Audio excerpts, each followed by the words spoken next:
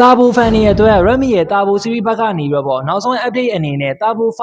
5 Max ဆိုပြီးတော့အတစ်ထွက်ရှိပြီးတော့မိတ်ဆက်လာပြီးတော့ Turbo 5မှာဆိုလို့ရှိရင်တော့ Dimensity 8500 Ultra နဲ့ထွက်ရှိလာတယ် Battery Ampere မှာဆိုလို့ရှိရင်တော့ 9560 mAh ဆိုတော့နောက်ပိုင်းလာတဲ့ model တွေကတော့ battery bank ကိုတော်တော်လေးကိုဂရုစိုက်လာကြပြီR31 မှာဆိုလို့ရှိရင်နောက်ပိုင်းလာတဲ့ model အများစုက100 watt နဲ့ထည့်သွင်းအသုံးပြုပြီးလာတယ်ဒီကောင်မှာလည်း100 watt နဲ့လာတယ် reverse wire အနေနဲ့27 watt လောက်ထိပါရှိမယ် screen size မှာတော့ 6.59 inches လောက်နဲ့အသုံးပြုရလိမ့်မယ်ဒီကောင်ရဲ့ fingerprint ကတော့ optical နဲ့ပဲလာတယ်အရောင်တွေကတော့အရင်ထွက်ရှိခဲ့တဲ့ model တွေလိုမျိုးပဲ blue white black ဆိုပြီးတော့ color 3ရောင်အနေနဲ့လာတယ် Turbo 5 Max မှာတော့ fingerprint မှာ ultrasonic ဖြစ်လာပြီဆိုတော့ SoC မှာဆိုလို့ရှိရင်လည်း Dimensity ရဲ့ first time လို့ပြောလို့ရတယ် Dimensity 9500X ကိုထည့်သွင်းအသုံးပြုပြီးလာတယ် Turbo 5 Max မှာအားရဆုံးအပိုင်းအကောင်းဆုံးပိုင်းကိုပြောပါဆိုလို့ရှိရင်တော့ battery ampere မှာ 9000 mAh နဲ့ထည့်သွင်းအသုံးပြုပြီးလာတယ် Xiaomi ဘက်ကနေမှာ review ဘက်မှာလည်းသူက9000 mAh က 1000 mAh power bank နဲ့ညီမျှတယ်လို့လည်းတွေ့သွားတယ်ဆိုတော့ဒီကောင်မှာ